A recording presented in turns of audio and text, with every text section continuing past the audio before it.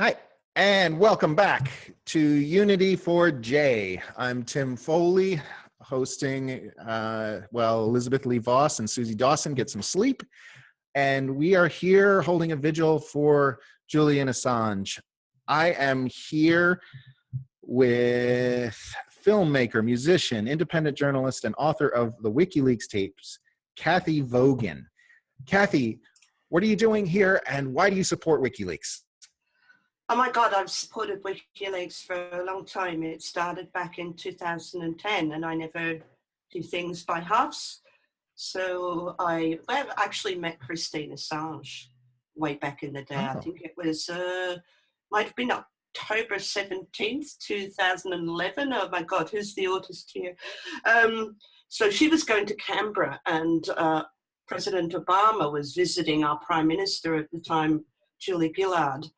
And there was a peace bus, you know, the anti-war activists, and Christine was going to be on that bus. And I was supposed to be teaching that day, but somebody told me that she really needed support. So I'm a filmmaker, and I just got up at 4 a.m., went to the bus, and had all these cameras and stuff. And Christine was quite happy that I'd come specifically to support WikiLeaks. So that started then, and Christine and I spoke. So we did this sort of march up a hill. It was the first time either of us had ever been in a demonstration. We were both terrified. It was about 38 degrees here, centigrade. We had to walk up a steep hill, and we were both terrified. So that was an overwhelming experience. But I spoke to her for about 3 hours, 2 days later, and it just said, well, I have an idea. I really like to help. I'm a filmmaker, so I can help that way. So I planned to have it was 2011, so I decided to have an open mic weekend in a green screen studio. So and Christine sent out an invitation to lots of journalists and lawyers and ordinary people. Mary Kostakidis, because she's our first national primetime news anchor, right? Female news anchor. So an awesome lady that makes you terrified when you're in this situation, interviewing her for the first time, this searing intelligence. I really don't feel like I belong in this club either, the IT Crowds +8 club. But Mary really helped me out a lot because I'd never done any citizen journalism before, and I was a video artist and made clips and worked. I was a bit of a geek as well, but I'd never too much got into documentary, and so I said, look, I can make a documentary. And let's start with the open mic. So lots of people came along that weekend, filmed them on green screen. I was able to do fancy things with it.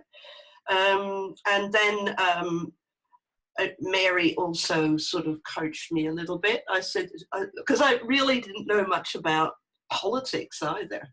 I mean, yes and no, but until WikiLeaks, I just felt like I could never trust what I read in the papers. I grew up in Ireland. And then when you got into WikiLeaks, you learned why you can't trust what you learned in the paper.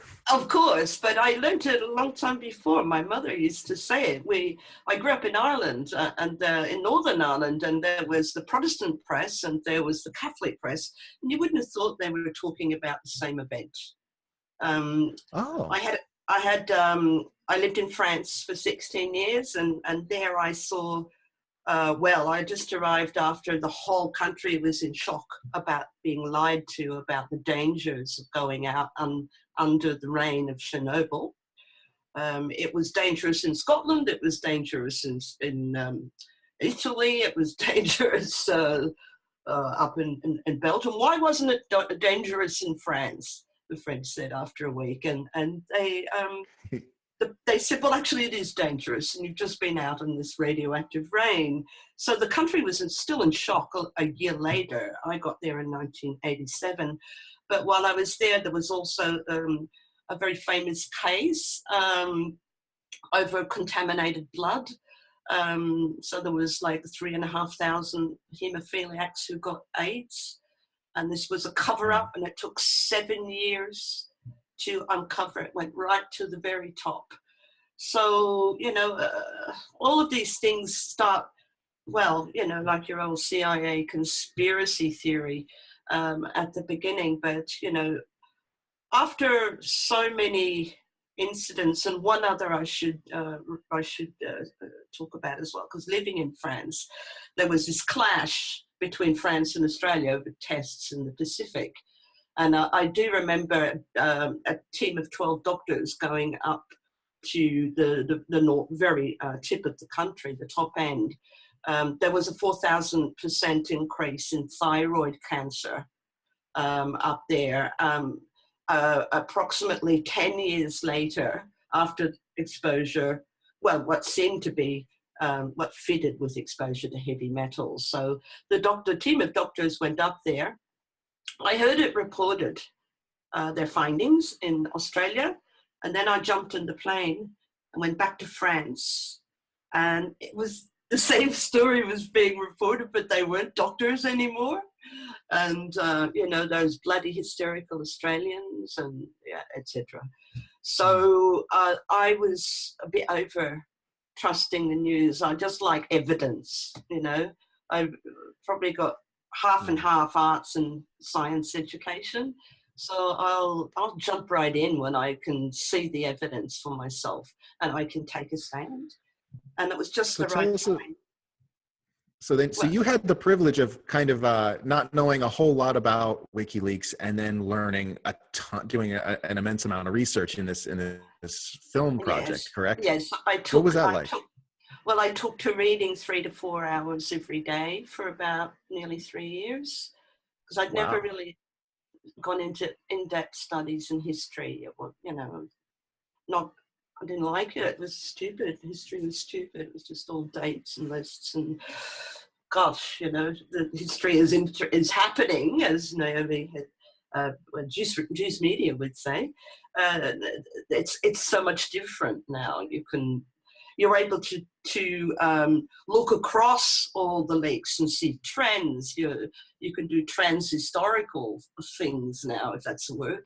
But, you know, we uncover leaks from the past. But, you know, we are joining the dots so much more now. And so I did that.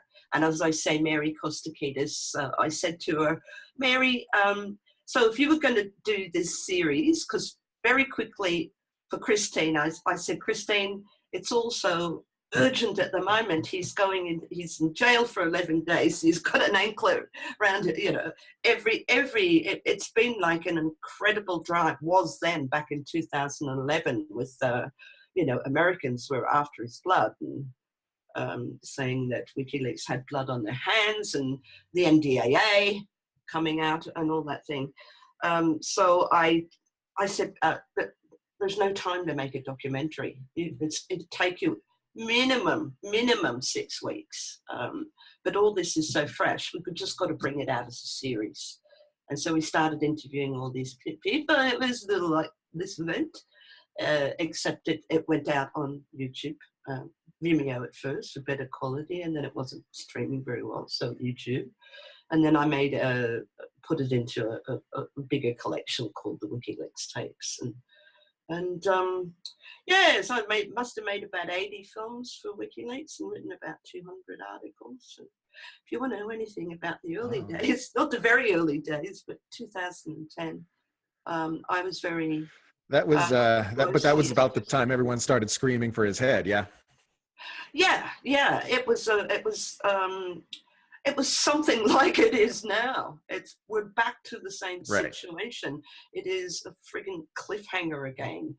You know, what did Pence say to Moreno? Is Moreno going to evoke the revoke the asylum. I mean, I can't see them doing that. How the hell can they do that? What's going to happen to Rafael Correa, for God's sake?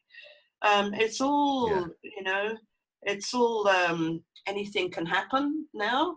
And you know, with the British Crown Prosecution Service, you know, people have said this on this session before, but, you know, they were telling Marianne Nye not to come. They were delaying the Swedish case for years. Then they won't drop the bail breach. And Greg Barnes, the lawyer, said that it's normally, you know, a small fine, that the primary offence is gone, right? So they are so determined to keep Julian in custody. And I do recall probably only about, I don't know, about a week after Julian went into the embassy, and may have been within the first week, there was a lawyer outside the Ecuadorean Embassy, Susan Ben is her name, and she explained that Julian needed to be in custody for the sealed indictment to be opened, right?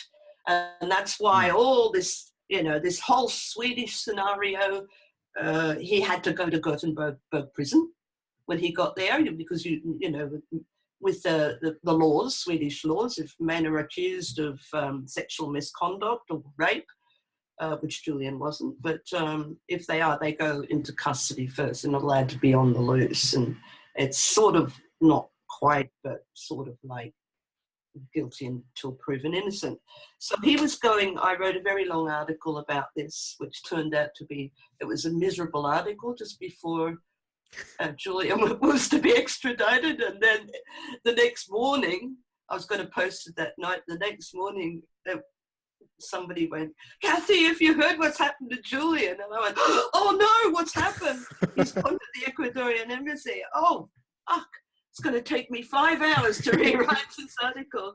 So I got a bit out. And you've probably never been happier about having to do a ton of needless work, though. Yeah, no, it was great because it turned into a happy story and everything went into the subjunctive, you know. If he would have, this was, so the article got renamed Goodbye to the Swedish oubliette. But look, just get back, and Julian's parents, and you know, they went very far away, so got Christine on the phone. I think John came round, John Shipton, and we had Kelly Tranter on the phone as well, just checking all the legal stuff, you know. So it's a really, really long article, but it was the first editorial, and it was nice to write it with the family. That was, you know, that came out when he arrived at the Ecuadorian Embassy. Murdoch's people didn't have a chance, you know. We started the week before. Yeah, so, but just getting back to Mary, I asked her, so if you were going to interview people, what would be the 10 questions that you would ask about WikiLeaks?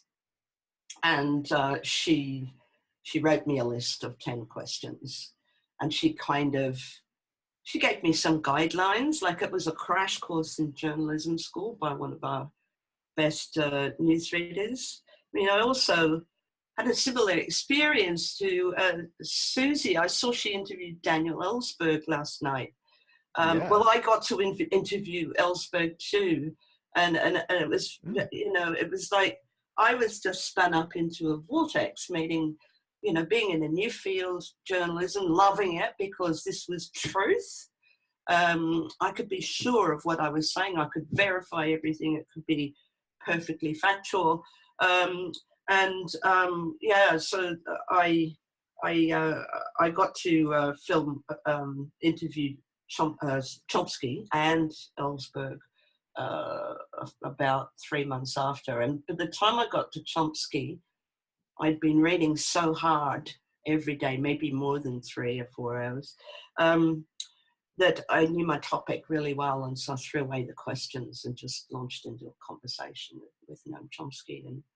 And then the same, Dan wanted all his questions in advance, but number 2 was the golden question. He loved that question. So that was about the Milgram experiments and why do people, crimes of obedience, why don't people blow the whistle he was obsessed with the Milgram experiments for nearly 10 years before he released the Pentagon Papers. They were a major influence.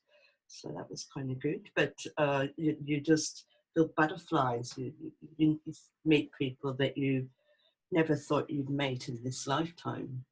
But doesn't life change? Hasn't it changed since the digital age? It's so nice to be able to just run in that direction, having full confidence that you are on the right side of history with this one. You know, once you strip away the media narratives and the gibberish that talking heads are telling you that you're supposed to believe about Assange and WikiLeaks and whatever, if you just ignore all that and you look at the hard facts of what's going on, unquestionably you are on the right side if you support WikiLeaks. If you're just talking about facts, you're just talking about truth, you're just talking about the deliberate silencing and persecution of a journalist who shares the cold hard facts. Yeah, well, that's right. It's about the integrity of the historical record. And so what I've been studying in the last few years, well, it's a wider subject, but I've been looking into a lot of Cambridge Analytica. And I did an expose in Sydney last year, and in October I was onto them and SCL. But at that stage, Chris Wylie hadn't appeared. And in my presentation, he was just a grey outline at that stage. Couldn't find a trace of him. I can be pretty good at looking. But anyway, so he came out. And one of the things that struck me the most about what Chris Wylie said was that lies were injected into the bloodstream of the internet, to divisive lies, persuasive lies, pushing the right buttons, mainly triggering your fear. We're especially interested in the people who were highly neurotic, right? And in the United States, they only targeted marginal voters, as you do, but these people have been selected on the basis of their, first of all, mass surveillance, determining their personality types and religion and lots of other things, but mainly their susceptibilities. And then lies were constructed both in the US and in the UK. I do recall reading that there were up to 2,000 different versions of a Brexit, flyer or messaging, 2 different versions. And I think the Trump people only had 27 different kits, but that's what I read. So they would know the personality and all that before they knocked on the door. But the most important thing about that is the lies. And I got really angry because this was our space. I do recall Julian saying, maybe it was about 2013. He went to Sweden for a conference in Sweden, and he talked about the lifeblood of WikiLeaks, right? Which it was actually, the way he described it was with a picture. It was like thousands of people passing along buckets to put out the fire, right? And that's actually how it worked. A lot of people who don't know much about making viral this and that, it's not just that the thing has to be good, but you have to be in a big network. People have to come together. And I know that Julian Assange did a lot in Australia. There were other people here as well, including myself, to build up that WikiLeaks movement. And once we got to critical mass, anything that I would put out would be like 12,000 views in an hour. The most was over 27,000 in a day. But it's because we were all working together like a hive mind. And in fact, what happened was, around 2014, well, they, plans were made to occupy that space with the people who would be spreading the lies. It was exactly the same medium. And, with this injection, well, I mean, they poisoned the grassroots. Oh, that's a metaphor, isn't it? Can you hear me all right? Yeah. They kind of poisoned the grassroots with things that, I mean, people will still be enthusiastic to spread the word of the team or the party that they support.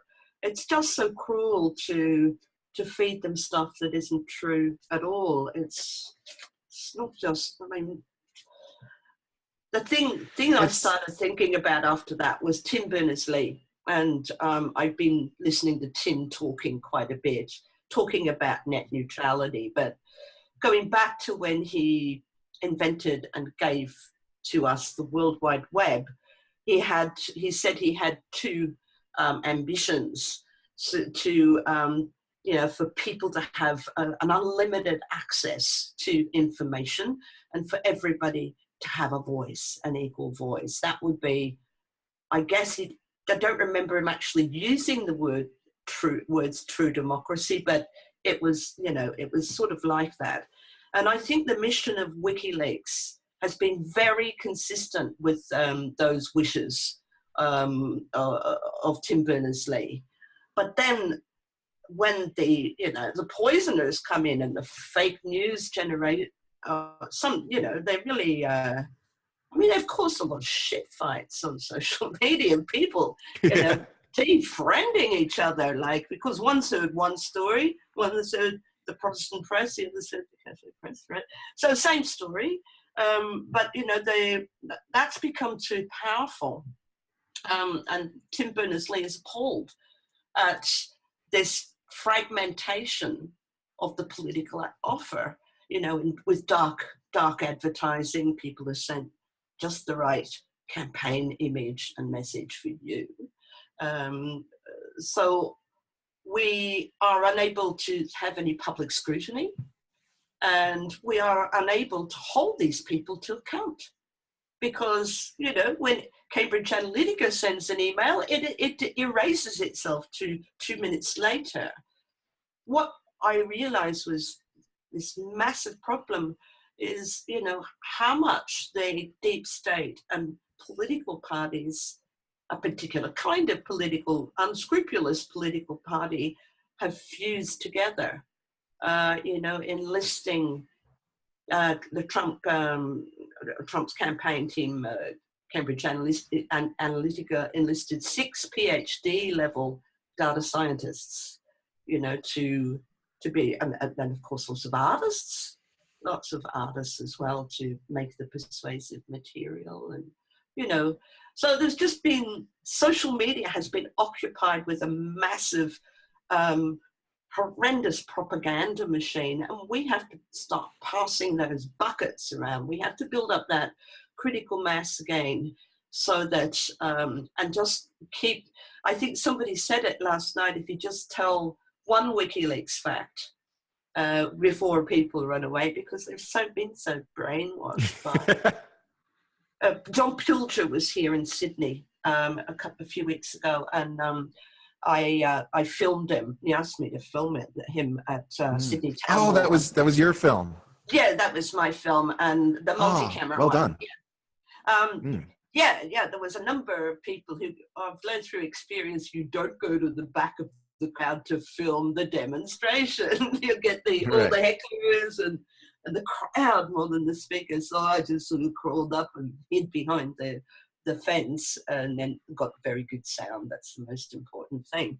But John Pilger was talking about Vichy journalism, and that was, Yes. that, somebody said, oh yeah, compliant media. And no, it's not exactly that. It's a lot more than that. If you go back to Vichy, France, and I lived there for 16 years, so I had many French people explain to me that, what Vichy was really like. So they didn't denounce Jewish people because they had to. They did it with zeal, I was told. And concierges as well denounced Jewish people living in the buildings as well. So, and in fact, to perhaps justify that to oneself, or maybe it's hard to say, cart a horse, a hatred appears, yeah, contempt, hatred, and yeah, I mean, they pushed them out the doors when they could have just turned a blind eye. So I feel that, like in Australia, we have a big problem with Vichy journalism against WikiLeaks. So John Pilcher's cited the interview with Hillary Clinton, right. with with Sarah Ferguson, the journalist, who didn't challenge or even mention any of the Podesta leaks, and just let Hillary run the show. And that was the first time that Hillary explicitly accused WikiLeaks of collaboration with other Russians and other people. She didn't specify who the other people were, but in passing around the fake news. And it was just, I did a film with Pilcher. It was the beginning of my Cambridge Analytica. I put some Pilcher in there at the beginning where I juxtaposed the Hillary speech with what she's saying about Pizzagate, WikiLeaks was spreading terrible stories. Yes, that's right. It was the Podesta leaks.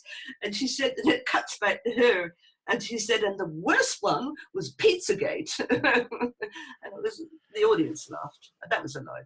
Yeah. And it's it seems like they select these media personalities so that they are enthusiastic and exuberant in that Vichy way. And it's like, that's the best way to get elevated. And it's kind of like how, you seem like you're pretty plugged into Twitter and to social media and stuff.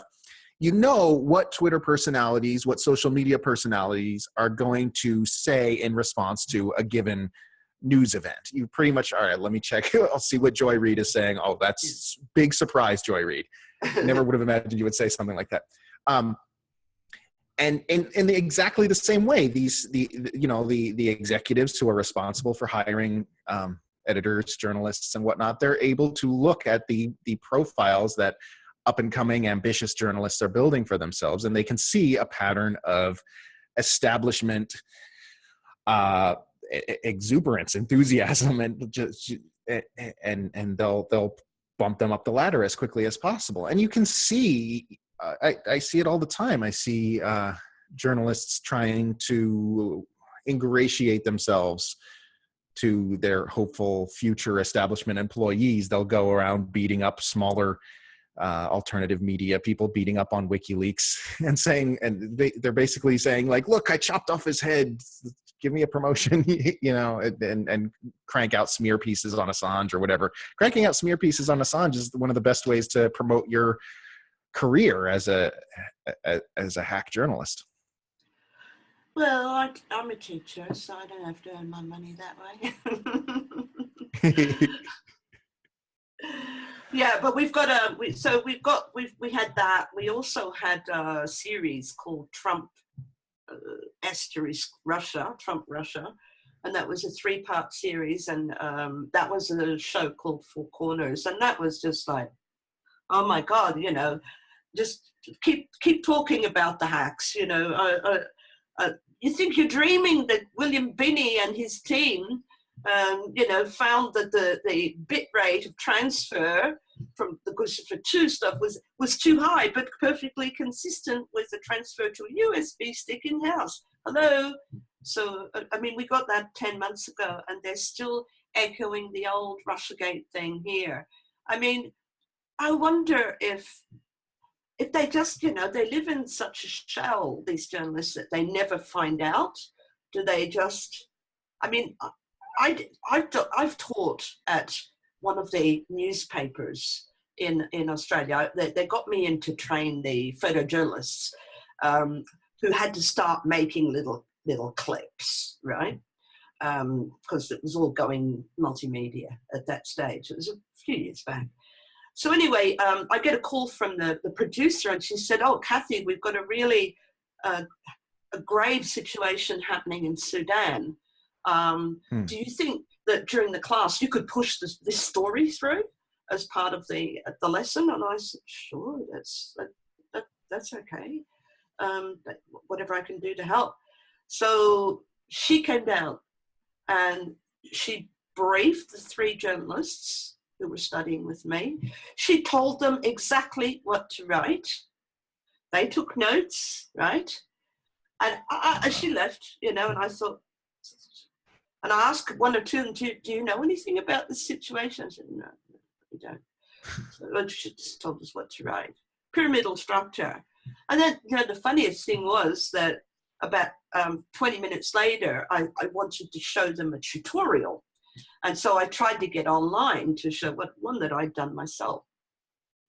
And they said, I couldn't get on. I said, there's something wrong with the internet. And they said, no, you can't get out of the building. When you're inside it, you can't get a line outside the building, you know, because they're worried about their stories leaking. So they can't actually research either when they're in the building either. It was a jammer. Wow. And you think, well, that keeps it nice and hermetically sealed. Yeah. Right. Yeah. Nice tight one echo of the better chamber. newspapers as well. So that was another one. And then the other thing was, it's not so WikiLeaks related, but it's sort of, yeah, the same problem was that Bernie Sanders, we have a program called Planet America. It's half news, half comedy. Well, not so much comedy. It's not really that funny. But not one mention of Bernie Sanders until these 2 creeps came, sent by the Dems to say, move aside, old man. You know, you've had your fun. It was so embarrassing, so humiliating. I mean, he wouldn't have been embarrassed. He probably hasn't seen it. But I was furious because at that time there was, you know, 10 times as many people coming to Bernie's rallies as the. So, I mean, it's just such heritage media in every sense of the word. It harkens back to the panopticon, you know, where, you know, the keeper of the information is up there and they toss down whatever they like and nobody can quite reach up. And those days are gone. I mean, it is true that information needs to be free.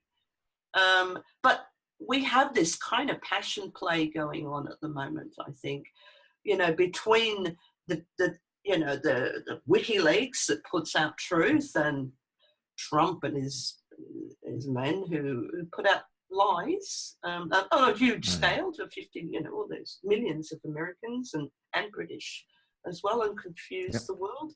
So we have this headlong confrontation now, and you know, I know who I'm supporting. You know, I'd rather go, you know, be able to continue to rely on that truth that we got back in, I think it was 2006 when WikiLeaks was first got off the ground. We have to keep that going. It would be a terrible loss. You know, I mean, I hope the website's safe. It's an amazing archive. But that needs to be preserved and it needs to continue to be added to. You know? There are a lot of other whistleblowers and there are sites that report leaks as well. But this is such a huge archive. And there's a relationship of trust, as John Kiriakou said. WikiLeaks are the only source, the only publisher that has never, ever blown a source. He said he wouldn't trust even The Intercept in that respect. Certainly not the Washington. And that's why they hate them. It's the fact that they are so good at protecting sources, the fact that this leak organization exists to which people can bring information and remain confident that they will not be betrayed deliberately or by incompetence. Yeah, that's right. No, I think that we still need to know what's going on. I mean, technology is really accelerating as well. You know, artificial intelligence, you know, I was going into that a little bit, you know, in relation to Dr. Michael Kaczynski, who was the first researcher to start predicting personality, measuring personality and predicting behavior. Right. So he's into facial recognition now, and you can, you know, if you've got a whole lot of candidates, you can ask the AI to just pick the candidate on the basis of their facial features, and apparently it's got a very high rate of success. Oh, It's just, no. you know, no, Berit Anderson wrote a very good book.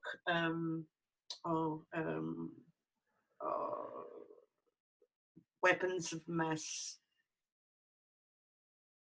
Deception. Yes, maths deception, I think it's called. Mm. Yeah, sorry, I'm very sorry, Barrett. I don't get it quite right. My head, I've got flu at the moment, so my head's a bit muzzy now. But, you know, she was basically talking about the bias that is in artificial intelligence and garbage in, garbage out. So, you know, WikiLeaks, once again, is there for the people, wherever they are, in whatever industry, to say something is not right here. Let's load this up and see what everybody thinks about it. As Daniel Ellsberg pointed out last night, sometimes it takes a long time. It took 4 years for the Vietnam War to end after he released the Pentagon Papers. And yes, and Susie was saying that it was a similar thing with Manning. You know, when he released the war logs, it took so long in Afghanistan, hasn't really ended yet. But things do, I mean, Ellsberg said, it is a thing that needs to keep happening. It needs to be done, even if it doesn't work. All this sharing, passing the buckets along to put out the fire, even if it doesn't share in the short term. It's really amazing how suddenly and remarkable changes can happen on the web, like Occupy, you know, in weeks.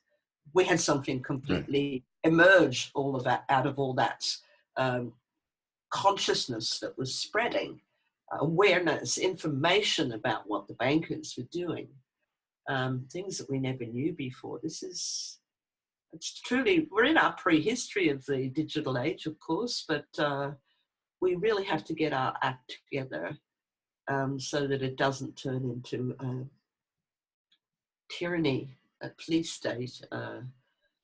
You know, I'm a bit worried about the social credit system in China as well. But right, yeah, you know, you could easily see that metastasizing. But WikiLeaks were telling us, I mean, there's a great, very much part of WikiLeaks' story is the meta story about global surveillance. And WikiLeaks put out spy files in 2011. And then when Snowden came along, a lot of the things that were, you know, there were smoking guns that he threw into the mix.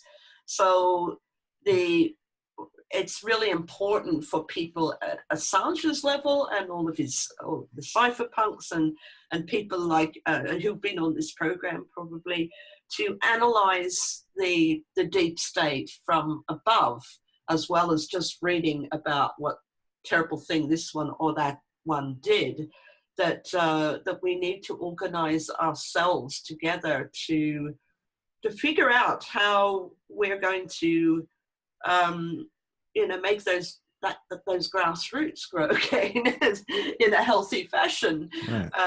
How are we going to educate the people who got poisoned? And I think, you know, just got to show a bit of sincerity and kindness. You mentioned the term deep state, and for our viewers, there's some misconception about that term. There's a lot of different ideas about that term, but it's definitely a thing, and WikiLeaks definitely shines a big fat spotlight on it. Do you want to talk a little bit about what you mean by that term? Yeah, well, look, I run politics. I mean, I help run politics in the pub. I'm digital producer and on their committee. That's an event, a weekly event in Sydney. I'm going to do a plug because it's coming back to Julian again. A weekly event on Thursday nights in Sydney. It's been going for 30 years. We have members in our committee who've been there since the beginning.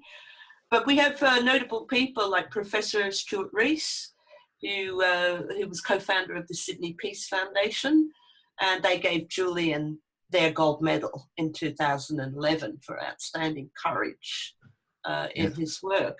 Yes, so Stuart's on the committee. So first of all, before I go into the deep state, just let me write DS down in case I get distracted. So, okay. So the thing is that why Susie invited me in here is because we're holding probably the first event of this kind here, a little bit like this, but it's a live event as well in Sydney. But, you know, for the first time in quite a while, I think we're going to be sending strong support out of Australia. So wow. I invited Susie, and I invited Cynthia McKinney as well. Fingers crossed that Cynthia, if you're watching, I hope you're going to do come on, Cynthia. Your speech last time, she was on again in this session, wasn't she? Has she been on yet? I don't know if she's been on yet. I know she's on the list. She's phenomenal. I love her. I was on the last one. She had me in tears, and but she's such a wonderfully intelligent woman as well. So I've asked for Susie and Cynthia McKinney, and so they will be coming in from two different places. And then in Sydney, there's Professor Stuart Rees and me, and I'll be I'm the tech person, so I'll be happy to give my primary responsibility for making everything work because it's projected on the. We need you on those cameras. It's a live event, so you're going to have you can all come in on the 9th of August at 6:15 to 8:15 Sydney time for with a live audience and a live online event with Susie and hopefully Cynthia. But if it's not, does it have a name yet? Yes, it does. Of course it does. Silly me for not mentioning it. It's called The Gagging of Julian Assange. What's at Risk? And are people able to Google that? Yeah, I just made a poster last night, but Somerset Bean is going to do a better poster and some invitations. He's just such a wonderful graphist, and he does a lot of things for WikiLeaks. So just keep it consistent that people... he's an Australian as well. Do you know Somerset Bean from Twitter? Or all those beautiful posters? I've seen the name around.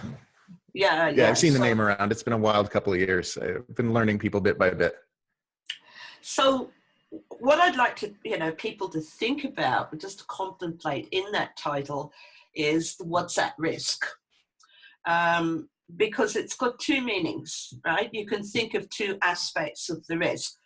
Certainly the terrible risk to Julian's health now, his mental health and his physical health, which was already poor. You could see it on his face.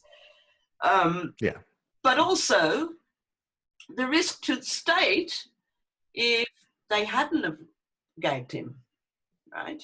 What did he want to talk about to the UK Parliamentary Committee and to the, was it the Senate Intelligence Committee as well, but to the Mueller investigation. So he asked to testify to both. Right. One of them was, I think it was within a week, probably only about 5 days before he was shut down. So that's when he asked the UK. And then he was scheduled to talk. He was scheduled to talk to in the UK to one of their organizations. I believe, he said he was, but he said he was, but apparently I read that he said he was going to testify to them, but then I read somewhere else, but he hadn't been actually asked yet, right? But he was just launching that on Twitter. yes, I want to. Mm. I'm going to do this. But he hadn't. I don't know. So don't take that as gospel. But yeah. But anyway, when he asked her to do the same in America, to talk both times, about in relation to Cambridge Analytica, Adam Schiff said the only way we're going to talk to you is if you're in custody. So Right. like in other words, your extradition is coming soon. I mean, it makes me so fearful, actually. Yeah, it's the U.S. government is so shady about it. It's like they won't come out and say, yes, there is an extradition request and we are going to extradite him and do to him what we do to any political prisoner. Yeah. But you hear Schiff said stuff like that. Sessions has said that arresting Assange is a priority. Trump has said, in response to Sessions' comments when asked by reporters, yeah, I'd be okay with that. There's so many little things like that when you add up, and you got Pompeo saying the hostile non-state intelligence, whatever. It's like, you guys are trying to get him. Why don't you just come out and say it? Well, when the NDAA came out as well, I do recall really threatening citizen journalists as well. I remember Senator Scott Ludlam saying to me, you and I could be accused of aiding the enemy, from bringing material aid, like I was bringing films and, was at my own expense. And he was, as a senator, he was, I don't know exactly what he was doing, but he frightened the hell out of me. So there's, I think that they do deliberately continue to push out the fear stuff as a deterrent to other people who might be considering going into that business. Even if they don't actually ever extradite him, there's always that threat, as it just gets worse and worse for him, that acts as a deterrent to other people as well. But, the NDAA wore kind of thin. I mean, Chris Hedges and Tangerine Boland and Noam Chomsky, Daniel Ellsberg, Kai Wagala, and Brigitte Jon's daughter, I believe, there's maybe one more, took on Obama about that. And after it kind of got back in again, which was a shame, it was somewhat watered down. It had somewhat lost its force because they had to say, well, we wouldn't apply it in these circumstances. And we've got some terrible laws coming in Australia. I mean, I've had this little conspiracy theory going on in my head, so two officials from the Australian High Commission went to visit Julian, and Jennifer Robinson confirmed. That's kind of the first time that anything like that has happened. And of course, there was speculation as to whether it was about a passport. Well, if they aren't passing these laws that would criminalize everything that Julian Assange does if he comes back to Australia, I mean, we've got a foreign Espionage and Foreign Interference Act that's just been passed. I hadn't thought of that. Pushed it through. Oh. So you can it's a crime to view or share WikiLeaks type documents. We've also got you can't protest. So people are protesting about that, of course, on the 9th of August, the same day as the event for Julian. Good. But if he does come back here, well, I mean, it's he's gonna, they're saying, well, you're gonna have to be a good boy because we've got all these laws in place that could have been tailored for you. I mean, nobody else would do it quite so well. So I don't know if there's a link. That's just a conspiracy. I like that conspiracy. That is a good conspiracy theory. That is good. There's good conspiracies and there's bad conspiracies. That's a good one. I hadn't even thought of that. Thank you for pointing that out. I'll be watching for that. It's a Sons of bitches. One. yeah, it would be for sure. It's a convenient move.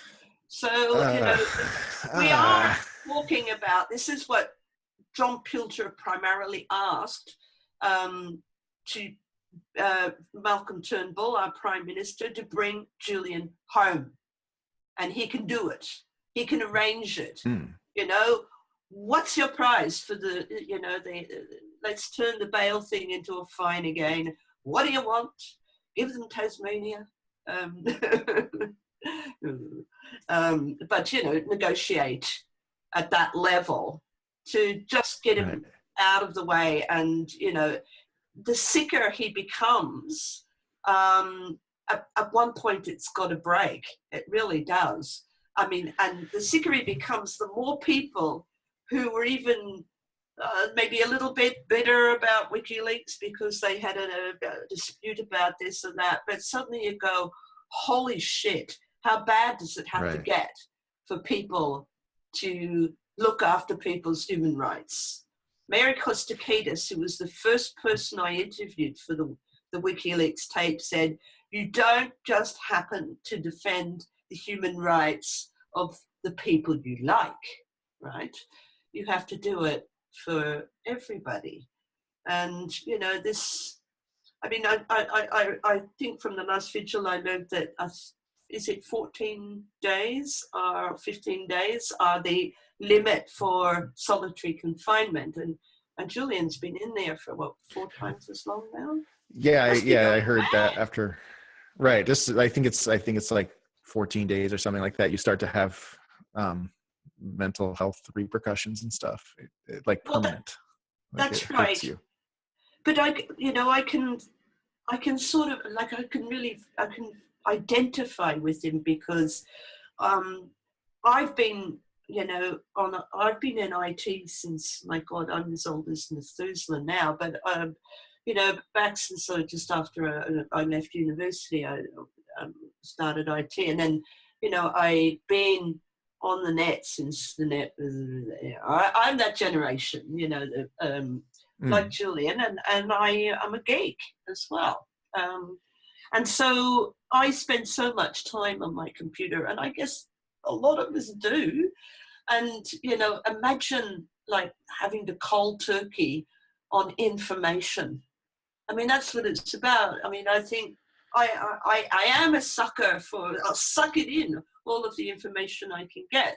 And we just get used to, a lot of us do get used to devouring a lot of information every day and thinking and trying to work this world out. And imagine that all being cut off.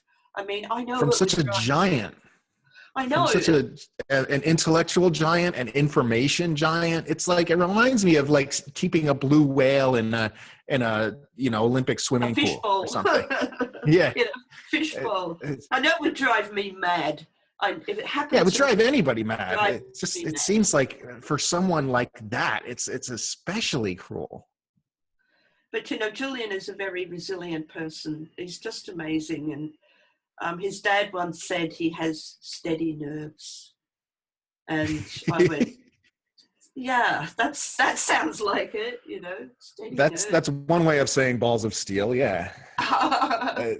But, I mean, like, to just come out and publish the CIA leaks when he did, it's a whoa. Oh my goodness. That was brilliant, Ben, and you know, it just showed how incompetent they were as well. It was a bit of a slap in the face, wasn't it? It wasn't just they lost control of their cyber arsenal. I mean, that was the real essence of the leak. It wasn't, you know, you could read the list of all the tools and stuff. Yeah, very interesting. Where's the software? But the fact that it had leaked out and nobody knew who was using that now, you know, it's just like the Wild West. Yeah, a good chunk of it was just the press release. The information in the press release was huge alone. That's right. But I mean, the perspective of Julian was to say it was so irresponsible for you not to tell the software companies about those vulnerabilities. You made us all vulnerable. You know, right. I mean, we don't just need, you know, the geek Julian Assange that, you know, is just. I mean, we need the thinker, the philosopher, the visionary, and the moral compass. And Felicity, I know Felicity Ruby, who was just on. It was lovely to see her again. But you know, we do get that from Julian. We love him for that reason, that he is, you know, a bit of a mentor. He's well, you know, sometimes we can come up with our own insights, but he's got a great ability of pointing us, our moral compasses, in the right direction. He really does. I think I remember saying about citizen journalism. I spoke once in a WikiLeaks conference, and I said, you know, we do it because it's right. It's the right thing to do. And I said, not just right as in the correct information, you know, that you can rely on documents, they're authentic, there've never been any lies or mistakes, but also because it's the right thing to do. It's right in both senses. And I think if you know, continue to, this is what we need to get into the habit of doing for the rest of our time on this planet, is we don't have transparency. We're not going to have it anymore. So we just all got to get used to being in that hive mind and, you know, practicing good behavior, as Michael Kaczynski says. There should be laws. Tim Berners-Lee is calling for a Magna Carta of the web. There should be laws that, you know, maybe, well, he asked us to work it out for him. He said, please do it for me. But, you know, certain laws, and not, I don't mean like Facebook. Do you know what Facebook just did? I put the Pilger film, I uploaded it to Facebook, right? My film. And I was targeting, I wanted to boost it, and I was targeting our Prime Minister and, yeah, people in Australia. And they said, no, you can't. Yeah, they've been doing that for a couple of months. It's political. And I said, but I'm not targeting Americans. Who's interfering in whose political process now? They didn't answer me after that. But they That's amazing. Yeah, so that's pretty, this whole, I'm glad to have discovered the word shadow banning. I discovered it in this forum, because I just kept trying to explain what shadow banning was to a lot of people. And I, you know, it was a long explanation. And then as soon as I heard the word, I knew what it meant. So I use it now. But it comes in invisible censorship. It comes in many forms, really. And, you know, it seems like the bad guys are winning. That's why we all have to step up. We really do. Yeah, they want us to have opacity for our leaders and transparency for ourselves, and really it should be the other way around. Yeah, I should think so. Yeah, I should think so. I mean, and we should We punch are up. out of time. We should punch up. We are out of time, Kat. Yeah, we should. Yeah.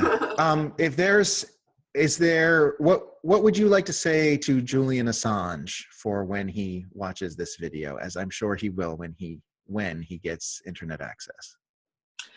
I'd like to say that support is growing again in Australia for WikiLeaks. People, their consciences are being pricked. They're going, oh, you know, but we should protect his human rights. So there's a swell happening again. Not everywhere, but certainly in Sydney. I've been down to Melbourne, but yeah, other things happening down there, things that WikiLeaks is interested in as well. But you know, someone said, hang in there. I don't know how you can. And Pilcher said that he would really try to let you see the speech that I filmed. It was a wonderful speech, Julian. I hope you get to hear Pilcher talking. He was very persuasive, and well, I just hope that Turnbull who said that he was a great supporter of WikiLeaks back 7 years ago, that he actually does do that backroom deal and just, you know, get you better conditions. I mean, it's sunk down too low. You were functional, you know, and you said you get used to it and you look quite healthy for years, but, you know, they really ought to look after your health. And that's terrible. And also your, you know, your mental health as well. It's just, it's awful. You know, your dad once expressed a fear that you had sacrificed your life for this. And I just went, no, we'll get him out, you know. And then we got Chelsea out. Not me personally, but, you know, just the people power. He's out, though. And you too, you helped as well with that. So we'll just keep trying. And I'm writing a lot of articles again. And I've come through an understanding that it is going to be a battle, it's passion play between truth and total chaos and a lot of cruelty, and, you know, we really do need you. So we'll do whatever we can. We're campaigning here. Thank you so much, Cathy Vogel. Going to help. Yeah. Thank you so much, Cathy Vogel. I really appreciate your coming on here. Thank you so much for supporting WikiLeaks. No worries.